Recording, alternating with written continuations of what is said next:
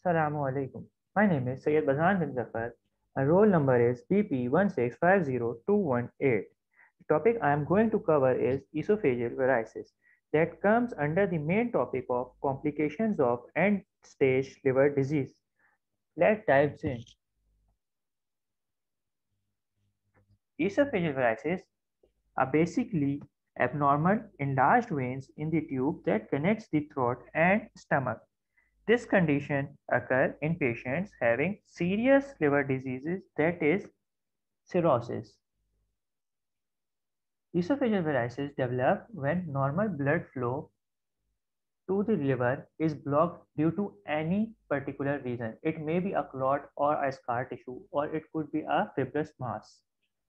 To overcome this blockage or to overcome the blood flows into the small blood vessels that are not designed to carry large amount of blood. In response to this large amount, they rupture or leak, resulting in life-threatening bleeding. Causes: esophageal varices form when blood flows to liver stop or blocked due to scar tissue or fibrous mass or any blockage. The blood pressure increases, causes causing the blood flow to small vessels that rupture due to high pressure, causing esophageal varices. Patients having cirrhosis are more prone to esophageal varices. Symptoms: esophageal varices usually don't have any symptom, but as the varices starts to bleed, it shows signs and symptoms that are usually vomiting with large amount of blood, black, tarry or bloody stool, lightheadedness, loss of consciousness.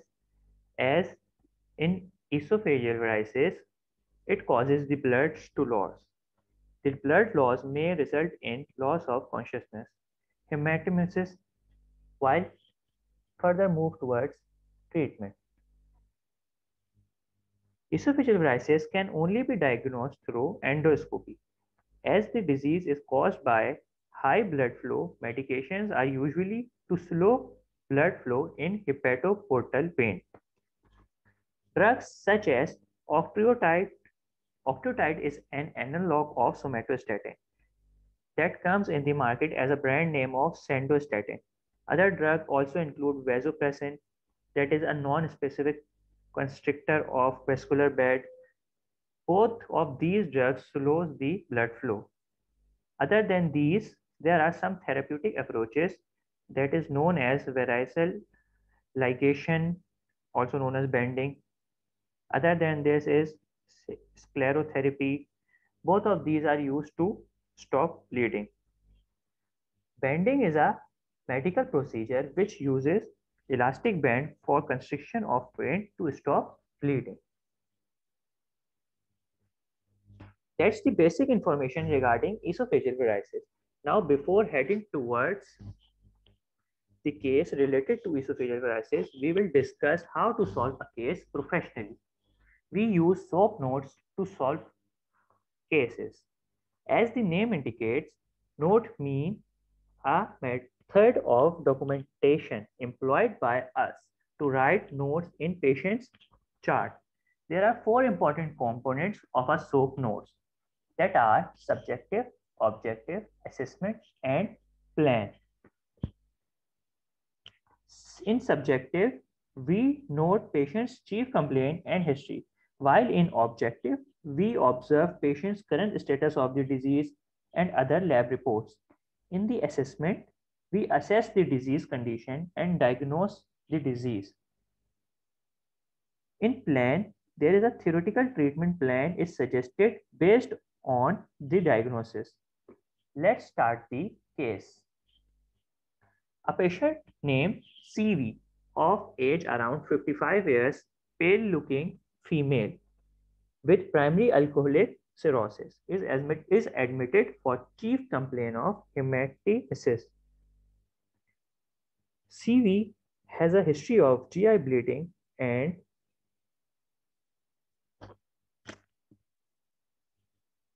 esophageal varices. Other than this, no medical history is there. On examination, her blood pressure was found to be low. Pulse rate is high and the respiratory rate is also low. Oh, sorry, it's high. On examining the abdomen, ascites are found. Bowel sound were normal. Laboratory tests are given on your screen that showing hemoglobin, hematocrit, albumin values are low, while the aspartate aminotransferase, that is AST, the alanine transamine, that is the ALT, and the creatinine found to be high. While the prothrombin test, that is the PT, this test is usually done for coagulation, is high, while the electrolytes that are in the serum or the serum electrolytes are in the normal range limit, while the ECG shows signs of sinus tachycardia. What will be the highest priority in treatment of CV hematemesis? Let's solve the case. The subjective that are given in the case of are as follows. Gender female, age 55 years, chief complaint of hematemesis, while the medical history of recurrent upper GI bleeding and esophageal varices. The objective of the SOAP note shows that the lab result which we have discussed earlier, that is blood pressure 78 by 40, that is very low. 78 by 40 mmHg, that is very low. Heart rate, that is 110 bpm, it's also high, while the respiratory rate, that is 22 breaths per minute, that is also a high.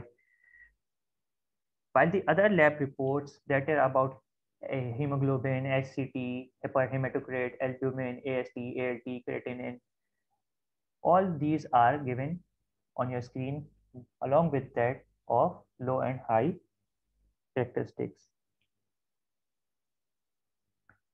Now we will move towards assessment. The patient history. Assessment of the patient is that patients already has history of ascites along with esophageal varices. Esophageal varices is due to hepatoportal hypertension. That means there is a high pressure in hepatic portal vein, which so our first priority will be to treat this in order to treat hematemesis, because it can cause more blood loss if not treated immediately. As the prime concern for us is to treat hematemesis, our particular treatment is carried out without affecting liver parameters, that are the ALT and the AST. Plan. Resuscitation is the priority in patient with acute liver episode. Acute liver bleeding episode. The pharmacological treatment has two lines of treatment. The first line of the first drug of choice is octreotide. Its dose will be 25 to 50 microgram per hour IV for around 18 hours minimum, starting 18 hours to a maximum of 5 days. But we will believe when we will give octreotide, the patient will be in a well stable condition around at the third day. The second drug is in combination, that is vasopressin along with nitroglycerin. The dose of vasopressin is 0.2 to 0.4 units per minute. That will increase along with the time. It is given in continuous IV until the bleeding stops. Along with that, we are giving nitroglycerin. The dose of nitroglycerin is 40 to 200 microgram per minute IV for 12 hours at least. The patient is believed to be treated in 2 days. But as we are giving this combination as a second line of defense or second line of treatment, because vasopressin shows side effects. Other than this treatment, we are also transfusing blood because according to the lab reports, the patient is hypovolemia. For this, at least 3 units of blood is transfused with 2 units of frozen plasma. Vitamin K supplements is also used to decrease the PT time, that is the prothrombin time. If somehow the patient did not stop to bleed or become contraindicated or show highly adverse effect to the treatment we are giving to them, we will go or move towards band ligation. The band ligation technique comes under the heading of endoscopic treatment. After that, we will suggest some dietary suggestion to our patients. The patient is advised to stop alcohol consumption because, as we know, that she is a patient of alcoholic cirrhosis. Along with that, we will ask the patient or we will tell the patient to take rich vitamin K diet because due to decrease PT time. Above that, the case has been solved, but a little bit more discussion we will do about this. Osteotype is more effective as compared to vasopressin in treating varices because vasopressin alone can show side effects that are abdominal cramp, nausea, tremor, decreased cardiac output, myocardial ischemia, and bronchial constriction. But to overcome all these side effects of vasopressin, it is given along with nitroglycerin. As the varices betterment occur or as the varices treatment is done, we will try to solve further problem of the patient as the patient is cirrhosis type T.